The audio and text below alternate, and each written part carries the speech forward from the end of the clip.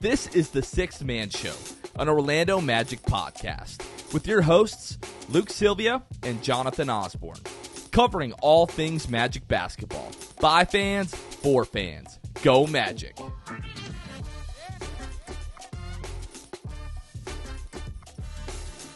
What's going on, Magic fans? See, Kevin, I could not stray away from the intro that our precious Jonathan always says to intro these shows. So we're going to do that, and we're going to roll with this. So we're here, and as you guys can tell, I am Luke, joined, not as always, by our producer, Kevin. Kevin, it is great to have you on the show. A little bit different roles this week. Yeah, our friend Jonathan is currently moving into his brand new home this weekend. And as you know, if you ever moved, it takes a while not only to get settled, but importantly for a podcast, to get internet. So our boy Jonathan literally just got in his house like less than 24 hours ago, waiting for internet to show up on Monday. He'll be back for Thursday's show. But in the meantime, no Jonathan means no rules. We can do whatever the heck we want. Right. So this should be a fun little episode. Yeah, especially coming off, these two losses make it even more extra fun. But first, I wanted to take some time. I went to my nephew's 8th birthday. We all went to the Bulls game last night, Kevin, as you know. But there was nothing better. So it was my nephew just turned 8, my other nephew that I think is 9, my niece that's 7, and then my other nephew that's 7 as well. So to a Magic game. There was 11 or 12 of us, and then there was a lot of people, and it was a lot of family, but it was a lot of their first times. And I think that, you go to a Magic game, you kind of get spoiled by going to Magic games. Yep. But then going and then getting to see it through their eyes was awesome. They were excited. They didn't care what the score was. They just loved every second of it. They loved the breaks and all of that. Yeah, I still remember my very first Orlando Magic game was when I was 7 years old. My family had just moved to Central Florida, back in the old Orlando Arena, TD Waterhouse Center, Amway Arena, take your pick. But I still remember just that whole experience, walking in, the sights, the sounds, the smells. Like I was 7. I didn't know who was a good basketball player. That's why Michael Doliak is one of my favorite Magic players of all time, because I met him. I didn't know that he was like a second at best string, big man, usually third string. I didn't know that, but I didn't care. It was such a cool experience. And, I didn't know the Amway Center was, almost a wasteland of a building compared to a lot of the newer buildings. I didn't know any of that, or Amway Arena, I guess. But for me, it was amazing. And that's kind of how I got addicted to this whole thing in the first place. Like once you get that taste of it, but you're right, we can't take it for granted once you go to a bunch of them, but it is super cool to get to watch other people experience it for the first time. And it takes you back to your first experience with the Magic or whatever NBA game it might've been. Yeah. And I want to take some time to shout out the person that made the night possible and who we refer all of our listeners to at any point, whoever has a Magic related ticket question, whatever it is. John McCall helped orchestrate this whole thing for me. Yeah. So shout out to John McCall. He was really willing to answer my questions of, there's 11 of us. I know this is a tier 2 group outing game, so tickets are a little more expensive. What's the best place in the arena to be, like in the 200 sections? And he made sure to point me in the right direction, get everything set up, all of that. So I want to shout him out. His email, and I asked him before I did this, and I got his email. His email, if you guys need anything regarding, group outings, season tickets, partial plans, whatever it is, you can email him at jmccall, which is jmccall at orlandomagic.com. And also wanted to note, full season tickets for next year go on sale February 9th.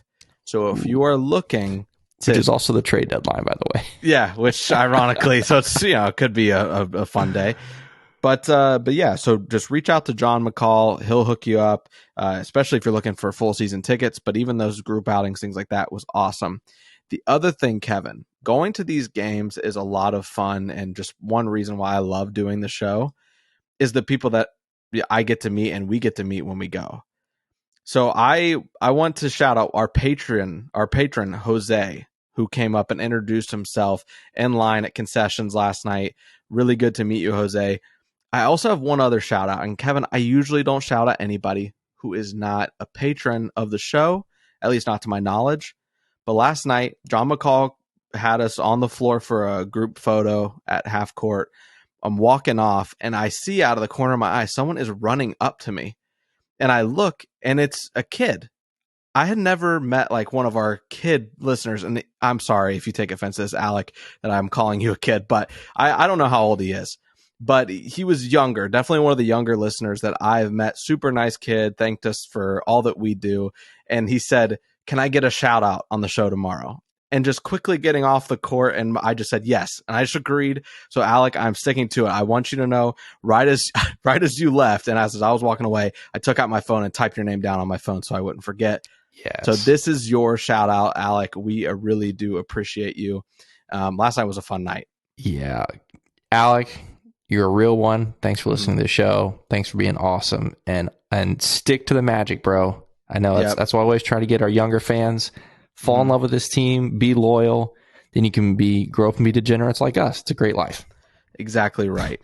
And that's the reason I honestly am shouting him out too, is because he's younger. Like, he didn't experience the good old days yet, and he's already a fan. And so you already know he's a Magic fan for life, and even more worthy of a shout out here to start the show. Yep. Next, Kevin, I want to just take care of some things here. We have a couple things that we announced last week. Just want to remind you guys, we've actually got places for these things now. The watch parties. We have a watch party Friday, February 3rd, coming up shortly. It's a 7:30 p.m. start, 8 p.m. tip against the T-Wolves at Saddle Up, 100 North Orange Ave in Orlando. So that'll be a lot of fun. And then the next one, just a month later, March 3rd, 6:30 p.m. start, 7 p.m. tip-off against the Hornets at Burton's at 801 East Washington Street. So it'll be a lot of fun. I'm not sure if I'll be able to make the February one coming up this week. I'm leaning toward probably not, but that March one I'm going to try to get to. And here's the thing. Those are two winnable games, especially the Hornets one. Like, we better sting and beat the Hornets. They're terrible. I know they beat the Heat today, but yeah, especially that Minnesota one, that's a very beatable team. Come out to those watch parties, hang out with other Magic fans, hopefully watch a couple W's, and obviously there's a lot of time between now and March 3rd. March 3rd, who knows where we might be as far as in the play-in situation or whatever. Obviously, we're going to talk about that coming up later, but yeah, definitely mark your calendars this Friday, and then was it March 3rd against the Hornets? So both of those, definitely want to make sure you show up for those. Yep, for sure. And now, Kevin, as we do every week, every Monday, the state of the Magic. The Magic went 2-2 on the week with wins against Boston and Indiana, losses to Miami and Chicago. Now at a 19-31 record on the season, putting them 4.5 games back of that 10 seed. Not getting that win against Chicago really hurts, and we'll talk more about that. But as far as offensive rating, defensive rating, and net rating, the Magic now have a 111.6 an offensive rating, good for 25th in the league. Defensive rating 114.9, which is 24th in the league, and a net rating of minus 3.3, negative 3.3, which is good for 26th in the league. Now, the injury report, it's, as we've said, it's dwindling, Kevin. It's been dwindling. It's been great to see. All that is left so far and right now is Chuma Okeke with his left knee surgery, basically rehab, all that kind of stuff. Evaluation should be coming up sometime soon. Yeah, for his knee. Yeah, I would think so. And we would hope. Yeah. And we'll see. We also... Yeah, sorry, go ahead. I was just going to say one other thing about the injuries. This is what's crazy. I got to pull this up. This was on Reddit. I sent it to you guys earlier. That this blew my mind. We all know that the Magic's injury list has been insane for years now. But reading this was crazy. I want to shout out, who is it? Oh, it was Smoove. Yeah. So Reddit name Smoove, SMMOOVE. He put together this whole compilation of like just how historic this Magic run of injuries is, and the fact that it really kind of came to an end this week as far as our injury report goes. Talking about Monday's Jonathan Isaac's return to the court marked the end of a streak of 249 consecutive games spanning 4 seasons, which is 1,130 days, since the Orlando Magic have had fewer than 2 players out with injury. Again, the last time that happened before this week was December 20th, 2019. He also goes on to say, like, that is more normal than, we're used to. He said, just going into those that night's games, Milwaukee, Atlanta, Utah, Portland, San Antonio, Sacramento, all will have fewer than 2 players out due to injury. And then he goes on talking about man games lost, that Twitter account that keeps track of all that. But that put insane perspective on this. Like, that averages out, he said, to having 5 to 6 players out every game for 3 seasons running, which is exactly what it's been, which is insane. So putting that into perspective, but yes, you're right. Looking at the injury report now, seeing just Chuma on there, it's like, is it broken? Like, is this accurate? But when you look at the roster, it is. Like, we're basically healthy, and that's just kind of crazy. Yeah, and it's really odd because, like, our main excuse the last couple of years has been like we're just not healthy. Yeah. I'm interested to see when rough times come if we're still, by kind of muscle memory, still blaming injuries. But it's like, no, we're fully healthy now, and more games to get on our belt. The further we get away from that, and we hope to stay away from it, we gotta learn way more than just the injury history. Yeah, we're getting further away from that being an excuse now. And I will obviously point out, J.I. was out on Friday's game against Miami, which I thought was interesting, but not illogical, and also very convenient for us that we're going to the Bulls game on Saturday. That's what I was talking about all week. It's like, Nash, I hope that he plays. I don't really, and as the theme has been, I don't really care how he plays. I just want to see J.I. on the court in person. Sure. It was magical to see him on the court. Obviously, the result not as we wanted, but great to see him out there. He would, like I said, miss that Friday game. So that he would be able to play at home on Saturday due to left knee injury management, something we will see quite a few more times before the end of the season, especially on back-to-backs. Yep. Now, Kevin, we've come to the part in the show where we will do our patron shout-outs. We have, I believe, 2 new ones since the last time that we recorded, and it is Johnny B., PA Magic fan. I'm guessing that's Pennsylvania. Yep, so shout out to Johnny B. He is a Hall of Fame patron with the show now. So shout out to you, Johnny B., PA Magic fan. Yep. The other one, we've got a rookie tier, Stephen Keller. So shout out to Stephen Keller. Appreciate the support. It really means a lot. And now we're going to move into Hall of Fame and Elite tier shout outs. Now, I know, Kevin, in episodes past, you have been the one that has done those shout outs. So are you able to? Do you want me to do this? How do we want to do it today? Here's the thing. Have you ever done the whole list? Oh, maybe once, but it was a lot shorter when I did it. I have it in front of me, but I'm wondering if this is your time. If you want to go for it, give it a try. There's no time like the present. It's up to you. It's up to you. Kevin, you have just such a great voice. I want to leave it to you.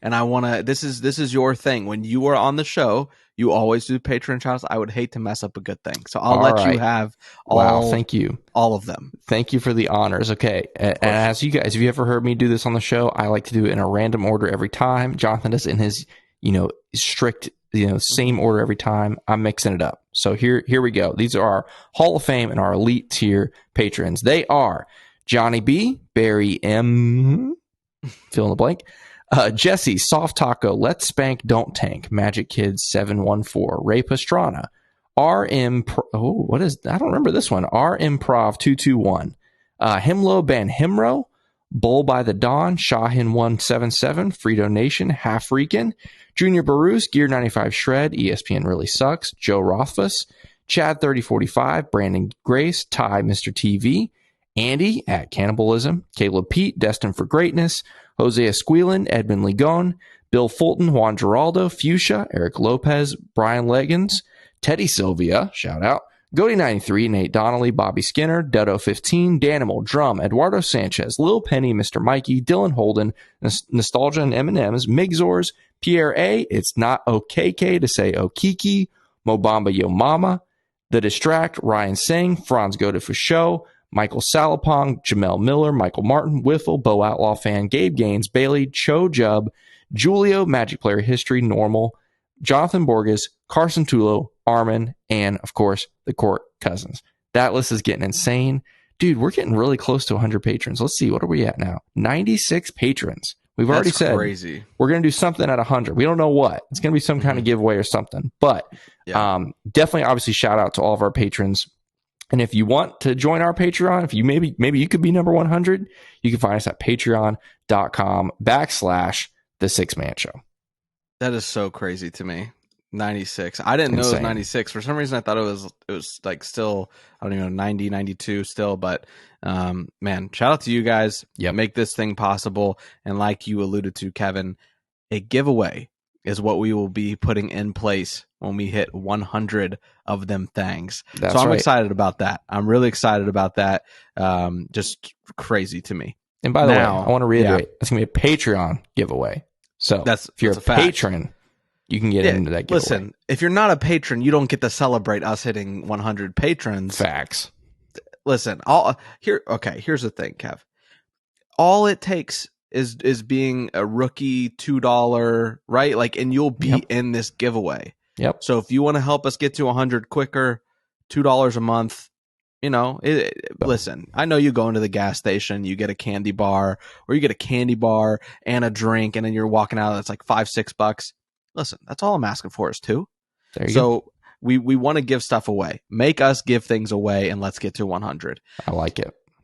Kevin, I don't actually want to get into, but we're going to recap these two dreadful games that we endured.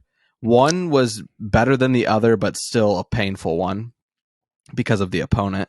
Yep. And that is the Miami Heat. Yeah. So the Magic travel to Miami and they lose 110-105. There was a lot of things in this game that made me pull my hair out, but there was nothing more than the turnovers. And that's all I had. Like, that's one of the things, the main point of my notes is just literally I wrote turnovers, and noted we had 20. And to make matters worse, the Heat scored 32 points off of our 20 turnovers. Brutal. Not a recipe for success. And then the Magic just really struggled in that department in this game. Didn't seem to be making the right plays, making the right reads, whatever it might be. They weren't playing their game. Typically decent in the paint. Not incredible, but decent at 17th in the league. But they only scored 32 points in the paint in this game. The Magic closed the third on a I believe a 10-0 run and made it a 6-point lead heading into the fourth. And then the Heat shut the door essentially with a run of their own. They scored 19 of the game's next 25 points to put them up 92-87. And it was pretty much lights out from there on out. They held on to that lead. What did you make of this game, Kevin? Was there anything more than turnovers, or do you think driving factor, number one issue, far and away, was the turnovers? Yeah, I think that's where you have to start the conversation for sure. The thing for me is that in spite of those turnovers, in spite of them, you still had a chance to win this game. Like, this game was still there for the taking in spite of, and don't get me wrong, it was bad. 20 turnovers, especially 20 turnovers, I won't say it's common in the league, but for some teams, that's almost their average, So that happens in the league. But for me, it was the nature of the turnovers that was so frustrating. Like, totally careless, especially in the first quarter. That's the other thing I was going to say. Those first 6 minutes of that first quarter was, I want to be careful, but it was like just completely a lack of attention to detail. Just totally check. I mean, we literally gave them 3 points in the first 4 minutes. It was a defensive 3-second violation. No, back up. It was a free throw violation. Someone just stepped into the lane too early, which again, where's your brain? Like, I know it's a ticky-tack thing for a ref to call. It happens most free throws. But if you're paying attention to the little things, you're not going to put yourself in a position where the referee has to call that. That was 1 point. And then there were 2 defensive 3-second calls that happened. Again, this is all in the first 4 minutes. We literally gifted them 3 points. And that's in addition to all other crap that happened in the first 6 minutes. The turnovers, the couple of, mix-ups on defense, that was frustrating. But again, I say all that to say, when it came down to it, like you said, had a lead going into the fourth quarter, had a lead in the fourth quarter. I think the lead with a couple minutes into the fourth quarter, maybe at the 10-minute mark, I think got up to 7 or 8. Like, we had a lead in this fourth quarter. But then, man, I mentioned it in the post-game video. Like, it was a combination of things in that fourth quarter. First off, the Heat, I can't stand the Heat, but Eric Spoelstra is a great coach. Like you can't deny it. He's been doing it for a long time, and he has a formula that we've seen for literally 15 years that the defense gets way better in the fourth, and they start mixing things up in the fourth. And we saw that with the zone that they threw at for the 4 straight minutes. The Magic couldn't deal with it, just couldn't score down the stretch. Let the Heat back into it, and obviously ultimately take the lead. So I think that's my takeaway from it is played really poorly for some stretches, played really well in other stretches. I thought our defense in the first half was really good. But in spite of all the turnovers and everything, the game was still there to be won, and he just couldn't get it done. It was frustrating for sure. Yeah, and listen, Paolo didn't play good in this game. He got to the line, and that was really the saving grace for him. Ends the game with 19 points, and 10 of those coming from free throws, so 9 points essentially from the field. He was 4 of 14. He had 5 turnovers with 1 assist. Just inexcusable. I know that he's young and he's learning, but these teams are going to be throwing the looks. And at some point, you can't just use the excuse, he's young. Like we're 50 at this point, we were 49 games into the season. He's got to get used to these doubles that are getting thrown at him and better handling. I don't remember if Jonathan said this on the show or if this was off the show, but he mentioned that, you throw these looks at Paolo and there does seem to be things that happen, turnovers, bad mistakes. You throw them at Franz and bad things don't always happen. Like good things happen. He sees the double coming. He eludes it before it gets there, and it shows, right? Franz has just 2 assists, but 1 turnover. Right. And that's not nothing for a guy that went 6 for 10 from the field, scored 19 points, shot 4 free throws. Like he had the ball in his hands, but he was not going to turn the ball over. Yeah. And that's what I appreciated in this game. Yeah. Another thing that just hurts, it's tough, that freaking Caleb Struess, sorry, not Caleb Struess. There's another Caleb that hurt us in that game too. Max Struess hurt us again. It happened last season, at least once, maybe twice last season, just lit us up. So here we are once again. Max Struess really kept him in the game for large chunks of that game. And then obviously Jimmy Butler kind of took over in the end. There's also, let me back up. Before I say this, what I'm about to say, I am not blaming this loss on the officials. Please don't hear me on that. We just talked about the 20 turnovers. We just talked about not paying attention to details. Please hear me. The refs are not why we lost this game. Okay. However, the refs were not good. I felt it was called very one-sided, especially down the stretch. And they came out with the last 2-minute report, and to not include Bam Adebayo's blatant moving screen on that, what ended up being the Jimmy Butler dagger, I was completely confused. So again, I'm not going to blame it all on that. That was just something else I noticed. Going on the road to Miami, we didn't get the benefit of the whistle, but it kind of is what it is. We dug our own hole there. Again, not blaming it on that. I do want to give a shout out though to Cole Anthony. We called him out a week ago, Monday's episode. We called him out, said he's not been playing great, and not just the Miami game, but this whole week really. He kind of kicked it up to a different level. Maybe he listens to the show. I don't know. If you do, Cole, shout out. His dad. Yeah, right. Maybe Greg listens to the show. But no, for real. He was really good on Friday night against Miami.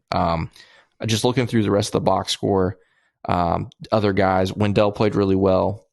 Gary was solid doing his thing. The bench, outside of Cole, didn't really do that, that much. You got 2 from Bowl, 9 from Mo Wagner, and 3 from Jalen Suggs. Not ideal. Interesting to see Mosley kind of tighten up a little bit on the rotations. We might talk about that here in a little bit as well with the other game, but didn't see Mo Bamba, didn't see Terrence Ross. But yeah, and then you compare it to the bench of Miami, where you get 17 from Max Strus, you get 11 from Gabe Vincent, and then he's not a bench, but the Caleb I mentioned earlier, Caleb Martin, also played really well as a starter for them. Just role players killing the Magic. That's kind of been what's happened to us for a long time. But yeah, I don't know. It's frustrating. Anytime you lose to Miami, not fun, especially a game that was there to be won. Just kind of is what it is. But learn some lessons from it, move on, I guess. But unfortunately, I know we didn't move on that well on Saturday against Chicago. Yeah. And I think the point that and what I have learned in general is and not to say that I'm not obviously emphasizing this still, because it is a young team who is prone to these turnovers.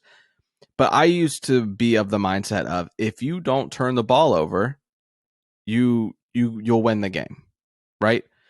However, the Magic went good stretches this season since figuring it out and having continuity built and all those things, where we weren't turning the ball over that much. Obviously, this Miami game, not the case. But I think the point that I've come to and to see is that less turnovers won't necessarily win you more games, but a high volume of turnovers will lose you most of them. And I think that's what we saw. Like that was the bottom line in this game. You can look at anything else in this game, but the turnovers, the high amount of them, won Miami the game. They had 32 points off turnovers, and the Magic had 13. Brutal. So, it does suck to see that the Magic couldn't get this done. Would have been a huge win, especially when you're going in the next night to a game against Chicago, who you beat the last time in some crazy late game scenario where Vucevic misses the free throws and Jalen Suggs hits the shot to win the game. I know we all remember that. I know Chicago remembers that. I know Vooch remembers that. Yeah. And that was something that we said to Vooch, and I don't remember if it was during recording or after, but when we recorded with Vooch, the thing was like, hey, please, like, don't kill us too badly the next time we play. And he didn't listen at all. How and that's rude. And that's the next thing we're going to talk about. Obviously, we're going to move on to talk about the Bulls versus the Magic. This game wasn't like, it didn't start pretty. It didn't technically end pretty either. The Magic didn't win a single quarter in this game, Kevin. That's crazy. Not a single one. Chicago outscores. I'll just go down the list here. Chicago wins the first quarter, 25-19. Second quarter, 35-28. Third quarter, you almost win that one thanks to Mo Wagner and some run at the end. But you lose 35-34 in that quarter, and you lose the fourth quarter 33-28 when it looked like we were going to win that quarter too. So it was terrible from the jump. There wasn't any part of me that was having fun in that, especially in that first half. I just was sitting there like I've got my nephews, obviously screaming, rooting for the Magic. I'm not setting a good example, to be quite honest. I'm sitting in my chair, checking my phone, looking up at the game periodically. I'm like, dude, what is happening? Yeah. Like, they clearly don't want to be here. And so, yeah, man, it was terrible. A terrible effort. We knew coming into this game off a back-to-back, it's a tough spot to be in. Paolo plays 36 minutes the night before in Miami. And so, and also struggles. So I was interested to see how he would do. Answer, Kevin, wasn't good. Yeah. None of it was good from Paolo Banchero. There wasn't a single thing that I can point to and say, man, he crushed it. He wasn't getting to the free throw line. He wasn't hitting his shots. He didn't make a single 3-pointer out of 4 that he took. He had 3 assists. I mean, he didn't have a lot of turnovers, I guess. He had 1, but he only played 25 minutes. Yeah. And not to mention the end of this game was bizarre too. What was your key takeaways from this game? Man, where do you start? I mean, well, first off, the Magic didn't start. We'll start there. Like, just That's a fact. Terrible start. And again, we've said it before on the show. A back-to-back is the hardest thing in the NBA. It is the hardest thing. Only the elite teams have solid numbers on back-to-backs. Like, not even the good teams. The elite teams are the only ones that handle back-to-backs well. So to come into this game, if you have any kind of NBA brain on your shoulders, this has the potential to be what we call a schedule loss. Like, especially a team like Chicago, while their record isn't great, they have all of the tools that are necessary to beat any team on any given night, right? Especially because they hadn't played since, I believe, Thursday. So they had an extra day of rest on you. But as far as the game itself, you already mentioned Paolo. It might have been his worst game of the season. I mean, he finished with 9 points, so might be. It's up there. But yeah, it's got to be up there. Mm-hmm. But then, it was weird because we've always talked about this team, especially since we've had Mosley. This team never quits, never gives up, and always, for whatever reason, believes they can come back. And by golly, they almost did. Like we were down bad in that first half. But that second half, that bench unit, the bench unit, dude, they scored an almost nice amount. They scored 68. It was almost nice. Almost. But 68 bench points, man, that's insane. Mm-hmm. Obviously, Cole, we already mentioned, another terrific game from him, especially when you look at statistically, he was outstanding. But the guy we have to talk about now is Mo Wagner. Yeah. Like, what got into him? Dude. That was insane. He's been struggling this week. Mm-hmm. But then Saturday night, my gosh, he rattled off how many straight points? Like 14, 15, something like that? 16, yeah. 16?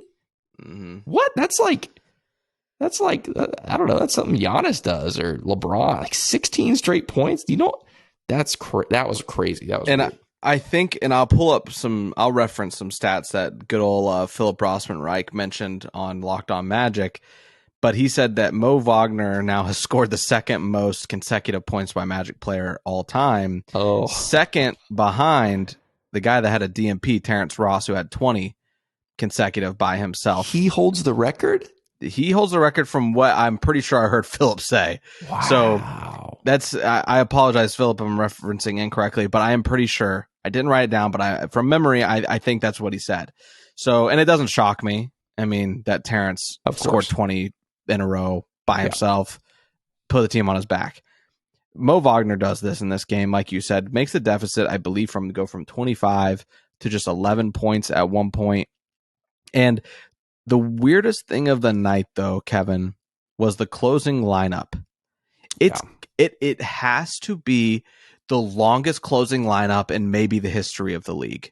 That all five of these guys stayed on the court. So I will take you back to the third quarter with 3:27 to go in that quarter. Mo Wagner checks in for Jonathan Isaac to end Jonathan Isaac's second stint of the night, and they play the last 15 minutes and 27 seconds of this game. Wild. I need to know. Maybe Magic PR could help me out, but they probably won't because it's a negative. It happened in a negative light, right? Like the comeback almost happens, and then you still lose the game by basically 20. But that is such a crazy amount of time to keep some players on the court. Yep. I don't know what's going on. Like I get it because they brought them back into the game, and the starters look like they didn't want to be there. So I understand in that respect, but statistically and like data says these guys, and not even data, just the human body said that these guys are going to crap out on you at some point, and they did. They did at the very end. There is no reason Bol needs to still be in that game. There's not a reason. I get he was part of the group, but he was part of the group. He's like that kid in the class project and the group project that didn't do anything, but he's just happy to be there. Right. And this isn't supposed to be an octoball, but I guess indirectly, sure, take it for what you want. But Bol was not contributing. Admiral Schofield, love the guy, but he puts like a Bobby Portis meme type stat line out in this one with 0 rebounds, 1 assist, 0 points, 1 turnover, 0 blocks, 0 steals, and 2 fouls. In almost 15 minutes, by the way. In almost 15 minutes, which were the end of the game. Right. So he also, Admiral, happy to be there. Right? Yep. A good energy guy, don't get me wrong. He's like a Mo Wagner in that respect, but Mo Wagner obviously takes a whole other step into the light when it comes to those two guys for sure. Yeah. So I just think that you've got to put your star players back in this game to that point. I don't care what they know they played bad and they know that they have not done well. I'm talking obviously about Franz Wagner and Paolo Banchero, who in this game, Paolo shoots 3 of 14, still not bouncing back from that night before in Miami. Yeah. Franz 3 of 8 from the field, 7 points in this one, plays 23 minutes. Paolo plays 25. Paolo's a minus 19. Franz a minus 14. There wasn't a lot of good that came from them, but they're going to give you fall on, like they're going to, at least at the very end of it, like you want to know that you gave everything. And all the stat that this takes, Kevin, is this. Cole hits a 3 to make it 111-106 with 4:28 to go. Yep. And the Magic go on to score just 3 more points as the Bulls go on a 17-3 run to close the door on the Magic. You said it. The Magic always have a run left in them. But I just don't think, like, yes, they got them to that point, but you've got to pull them out. And I know hindsight's 2020. If they stay on the, but like, what are the chances that they keep their same energy for the next 3.5 minutes in the most pivotal point of the game? They've brought you back. That's the purpose they serve. Take out at least parts of this lineup. It stunk. Yeah, it doesn't matter what the unit is, like whether it's the bench or the starters or whether it's the dream team, Team USA, like that stretch is just not, I don't say it's not feasible, but it's not common that anyone can go through a 15-minute stretch in an NBA basketball game and perform at the highest level possible for 15 straight minutes. Like that's just, there's a reason why guys are subbed out. There's a reason why there's rotations. It's because, that's not normal. And so while, you were riding the hot hand, again, like you said, got them within 5 with 4.5 minutes left, and you're thinking, wow, this is really on. I think what I wish I would have seen was Mosley kind of evaluate. Yeah, you get to this point, but to me at least, there was a very clear wall that they hit. Like you said, Cole hits that 3, then Levine comes back with just blazes for a wide open layup. That's like my first yellow light in my head of like, hold on. 7-point game. Take a look around. Then Jalen Suggs gets fouled and misses both free throws. Right there, that should have been it to me. That should have been the warning light. Like, okay, all right, this unit did great. They got us to within 5. Now it's 7. We got to move now. Got to get the guys back in now. I know they didn't play well, but these guys are exhausted. They can't hang with this fresh body Chicago team who has all the talent in the world, can beat any team on any night. That would have been what I would have loved to see. I think another thing that's worth mentioning is how, I don't know, this is hypothetical, how much of those guys' playing time was actually in Jamal Mosley's hands. By that, I mean, it was second night of a back-to-back. Paolo played whatever, 30-something minutes. Not a lot, 34, 36, what was it, something like 36 that? 36 in Miami. 36 in Miami. Not a ton, but for a rookie, potentially a lot. Second night of a back-to-back. Does he have people above him asking him not to play certain guys a certain amount? I don't know. Just throwing the hypothetical out there. It's not unheard of, especially in the Magic organization, to have stuff like that potentially happen. So, and I don't necessarily fault them for that, because we know this year is not about winning a championship. They're all about longevity and extending guys' careers and all that kind of stuff. So just throwing it out there. But to answer your question, yes, that was confusing. That was frustrating. I get riding the hot hand, but you can only do it for so long. To do it for 15 minutes is just unreasonable. I'm going to say this was a Jamal thing. I know you were just floating out the hypothetical that it could be, and then it could. Sure. It's Jamal, man. It has to be. I mean, you look at it. Fultz had only played 22 minutes. Gary plays 20. Dell plays 25 up to that point. Franz 23. Paolo 25.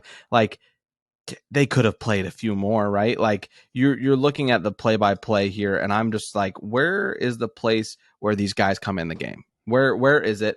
And like you said, Jalen misses the free throws. But here's the thing. Jalen misses the free throws. Patrick Williams goes down, hits a 3-pointer, put them up 10. Coach Mosley calls a timeout there. That's when you're down 10 with 3.5 to go. It's already a huge task. Your guys are burnt out. Jalen's missing free throws, both of them. He's clearly gassed. He's forcing shots too. And he's turning the ball over. Like, that is when you have to put them in. And I could go as far to say as after Levine's layup. After Cole Anthony hits that 3, Levine makes a layup, puts him up 113-106. I think that's when you call the timeout and you put in your guys. Like I said, this is all hindsight. I am not a better coach than Jamal Mosley. Please do not hear me saying that. And I know I speak for Kevin when I say the same like that. That's the same for him. Yeah. And this is not an easy job, but someone has to be in Coach Mosley's ear telling him, hey, these guys are going on like minute 12 as a group. And maybe they were. I'm sure that's not something that doesn't go unnoticed. Obviously, rotations are a very important thing and very heavily looked at during these games. I'm sure he was being told. And maybe Mosley was just like, no, I'm not doing, like, I'm punishing the starters, and we're just going to, whatever happens. They made the bed, they're going to lay in it. And maybe he's just sending a message. Yeah. I just don't know, like, that I'm going like the whole winning isn't a priority necessarily. It's all about development, because you kept the two guys that need development and these late game comebacks that could really alter the mindset of these guys, and Paolo and Franz. Paolo having these back-to-back terrible nights and then coming in and leading a unit to win the game against a team like Chicago would have been a huge boost. That's true. Yep. I just, there's so many ways that you can go with this game, Kevin, and the game just made me mad. And because as much as like recency bias wants to get a hold of us and we want to analyze, just like we just did the end of this game, there is no situation like this if the starting group does their job. 100%. So it stinks. The Magic lose 128-109 in this one, Kevin. I said I was going to mention Locked On Magic here. I want to see your reaction to this one as I read off the stats on the Magic in the second game of a back-to-back. Oh, no. Should I get a barf bucket somewhere? You might. Right. So the Magic are now, and this is no secret, I know that we know this is the case. The Magic have not done well on the second night of a back-to-back. This year, the Magic are 1-9 on the second night of a back-to-back. Woof. Now, as much as we would maybe knee-jerk reaction love to put this on the offense and the offense not going and things like that, the Magic on the second night of back-to-back have a better offensive rating than the average that they have, which is right now on second night of back-to-backs, they have a 113.5 offensive rating, whereas on average they have a 111.6. So they are better offensively on that second night of the back-to-back. This is where it is absolutely insane to me. The Magic on average this year have a defensive rating of 114.9. On the second night of back-to-back, they have a 122.9 defensive rating. Oh, no. That's not good. That is not good. That is outrageous. So anytime that you want to just whine about this offense and the guy's not hitting shots, Paolo obviously not shooting well from the field, as we said, Franz maybe not taking as many shots as you would have liked, whatever it is, on the second night of a back-to-back, the trend seems to be, I can guarantee you the offense is not the problem. It's the defense. And it is what these guys say. They say the right things in the press conference, which is what pisses me off the most, is that they always say it. They always say, we know that you got to play great defense to create great offense, and all those good cliche lines about defense and blah, blah, blah. Clearly, that's just a thing they say.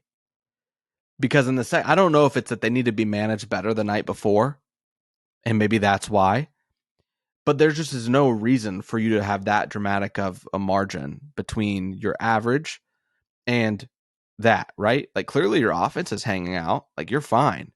You play like that offensively, you can win the game. But if you play like that with a 122.9 points per 100 possessions on the second night of a back-to-back, that's outrageous. So I wanted to share that with you, Kevin. Do you have any quick reactions to that? Yeah, I mean, that's terrible. But the other thing I want to look at is 1-9 on the second night of back-to-backs. If you look at the Magic's record, 19-31. You literally erase the 1-9. Take away the second night of back-to-back, the Magic are 18-22. Yeah. It's crazy. Obviously, you never expect to win all your, like, I'm not expecting that they've gone 10-0 on the second night of back-to-backs. That's unreasonable. But just take it away for a second. Yeah. 18-22 basketball when they're rested. You know, that's decent.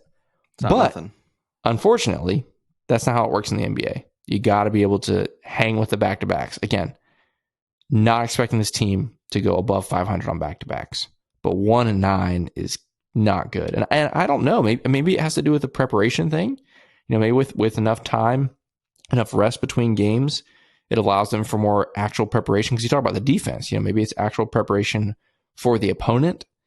And, the second night of back-to-back gives you less time to prepare for that. I don't know. I don't know what it is. It's interesting to hear the offense, isn't really the full problem on the second night. It's the defense. So definitely interesting. It's not nothing. Is it something? Is it anything? I don't know, but it's definitely something. I also have good news, I think. Okay, I like that. Listen, we don't take this as gospel, but I'm looking at the Magic schedule. I believe there's only 2, maybe 3 back-to-backs left on this schedule. So that's I like the sound of that. That's the good news. That's the good news. We got 32 games left, and like 2 to 3 are scheduled losses. The Magic have the 11th toughest schedule remaining, which is much better than the top 3 toughest that it's been the last month. So you're getting continuity. You've got these guys coming back, all these things. The Magic are also 14-11 in the last 25 games up to this point. The Magic truly are a 500 basketball team and fully healthy for the season, which is definitely would be good enough to get you into the play-in. So it's just a matter of, will that continue? Yeah, it's interesting. You're right, dude. I see 2 back-to-backs left, which is crazy. Like if you look at a calendar view, like if you go in the Magic app, that's really helpful to look at a calendar view, and you see there's a lot of breaks, a lot of one day breaks between games, which is kind of cool. So that's definitely something keeping an eye on. Magic have gotten through, like, obviously the vast majority of their back-to-backs. We'll see if they can maybe hang a little better without that. I did have one other thing I wanted to say, Luke, about the weekend, the 2 games that we experienced. Yeah. Coming into Friday, I'm trying to remember, I believe we were 3.5 games back of 10th. Don't quote me on that. We were something like that. We had obviously won 2 in a row. Mm-hmm. I think we were 3.5. And I tweeted out what could have been, going into the weekend. The fact that if you were able to sweep the weekend, which again, we just talked about how hard that is. But if that were to happen, the Magic would have been 1.5 games behind Chicago for the 10th seed. Yeah. Or maybe the 11th seed if Washington had taken over. But either way, right. 1.5 games behind Chicago. At least for me, I was pumped going to the weekend. Yeah. Again, I knew it was a long shot, but even if you go 1-1, you're feeling really, really good about that. To walk away 0-2. Now you're 3.5 games back, not just of Chicago, but of also Washington and Toronto. 3.5 games back of all those guys. Still a lot of ball to be played, right? But did this weekend affect how you're feeling, your outlook on the season, potential play-in possibilities, or is this just a blip on the radar, tough weekend, move on? Like, did this impact kind of your outlook on things at all? The 2 games at the beginning of the week that the Magic win, before that, I was really down and out, about the chances of the plan, like just chances dwindling. And then you win those 2. And going into the weekend, like you said, the Magic are looking to, even make up even more ground and put themselves in a really great spot. I told myself, after that whole thing where I was super down on it and then I was super high on it, I'm just done. Like, I'm done getting super high or super low on the play-in chances. I think I'm operating as if we don't make it, and that I'm open to being surprised. Now, if the Magic end of season are much like that team that went 22-9 down the stretch in terms of ramping it up, and if the Magic at the end of this season are much like them at the end of games individually, maybe we'll have a treat on our hands, Kevin. I'm open to being surprised. So I think for now, it's going to be a lot like draft lottery night, where I'm saying to myself, we're not getting the number 1 pick. It's just not happening. But if it does, I'll be the happiest guy in the room. Mm. I am going to be low just for the sake of my mental health. I'm going to be low on the Magic's playing chances the rest of the season. I'm just letting you guys know. You're going to have Jonathan ask me about it throughout the season. Magic are going to maybe make up some ground, whatever it is, start to continue to gel. And I'm just going to be like, no, I don't think they're making the plan. And you guys can refer back to this episode and say, this is just Luke just protecting his little heart. That's all I'm doing here. That's all I'm doing. So I'm just not, I can't You've do been it. hurt. You've been hurt too many times. You don't want to get hurt again. I've been hurt multiple times this season, Kevin. Yeah. The gap closes and then it grows. And then they go on, they have a 6-game losing streak or 9-game losing streak or whatever it was. And then they go on a 6-game winning streak. It's like, I'm done. This is a young team. They're inconsistent. They're trying to learn each other's games. They got a young coach who's playing units for 15 minutes straight. Like, I just can't put all my eggs in that basket of a play. And I hope, and I'm not ruling it out, but I'm not saying that I'm thinking it's likely. Yeah, I think for me, I was naive and foolish going into the weekend. Again, I wasn't expecting a sweep, but if you go 1-1, you're sitting 2.5 games back, and I'm like, oh man, you're gaining ground. Especially if you beat Chicago, obviously that would have been huge. But I feel like this was a pretty doom and gloom weekend for a lot of people. But to only be 3.5 games back, still with 30 games to go. I think we're 4.5 now. Sorry, 4.5 games back. Yeah. Mm-hmm. With what was 33 games to go or whatever it is, it's still within the realm of possibility. So definitely a long shot, especially the fact that you have to jump teams in front. Like, it's not one team. You've got 3 teams. Between you and the 10th seed. I do still want to go on record because I've said this to you guys, but I haven't done it on the show.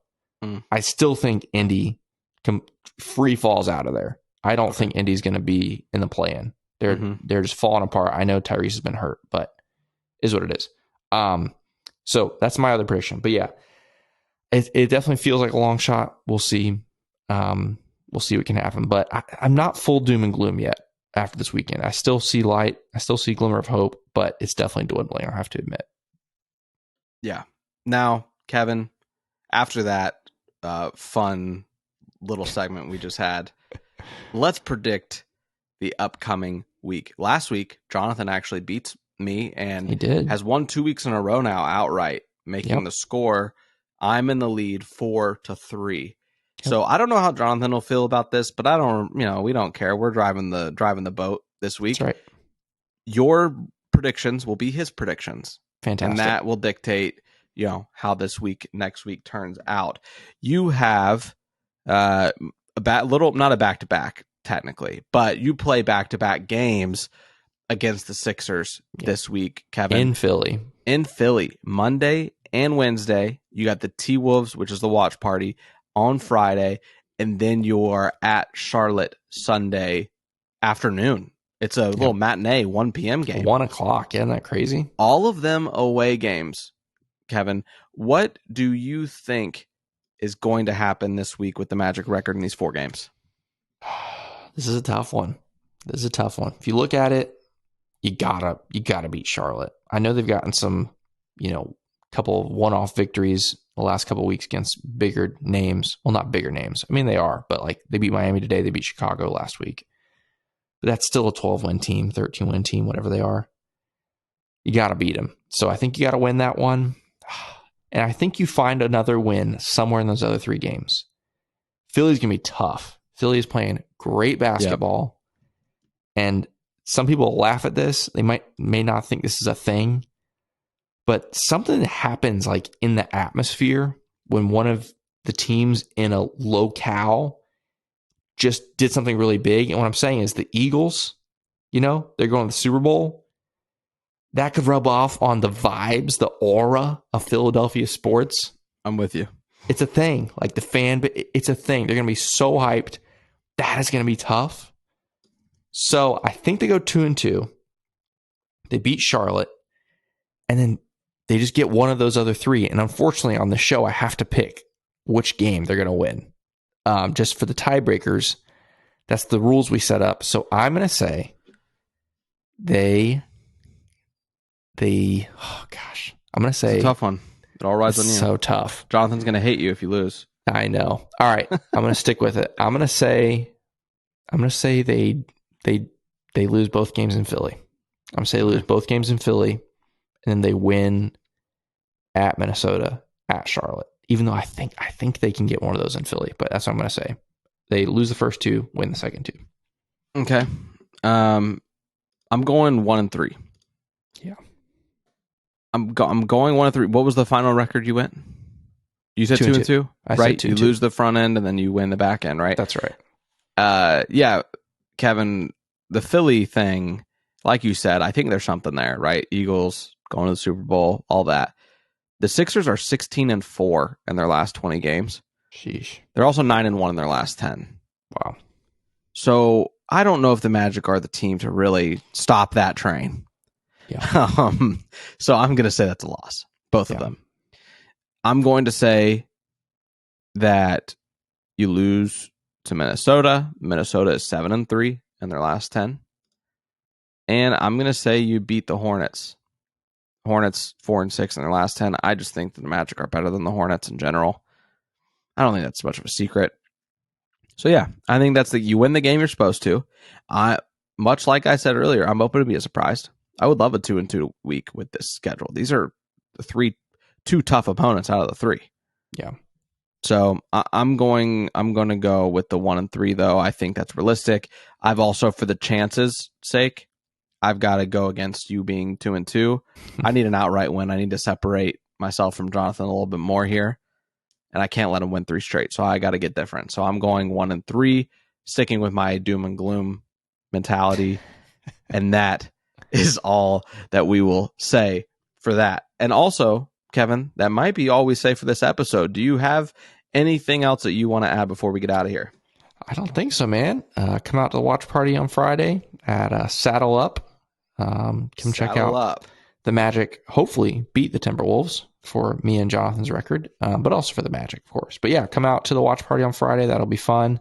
Mm-hmm. Let's see if we can bounce back this week from obviously a disappointing weekend. Yeah. So like Kevin said, 7:30 start time Friday, Saddle Up, 100 North Orange Avenue. And then don't forget, if you can't come to that one on Friday, March 3rd is another one playing against the Hornets at Burton's on 801 East Washington Street. And also stay tuned. If the Magic make things interesting, I can't guarantee anything, but I would like to say that we will have some watch parties for the end of the season if there is a postseason push. That atmosphere will be electric wherever we're at. So stay tuned for that. That's all for us. For Kevin Tucker, this has been Luke Sylvia. You guys are listening to the Six Man Show. We will catch you next time. See ya. Thanks for listening to the Sixth Man Show. Be sure to subscribe on iTunes and Spotify to get new episodes downloaded directly to your phone. If you enjoyed the show, please take a minute to give us a 5-star rating and a review. It helps out the show a lot.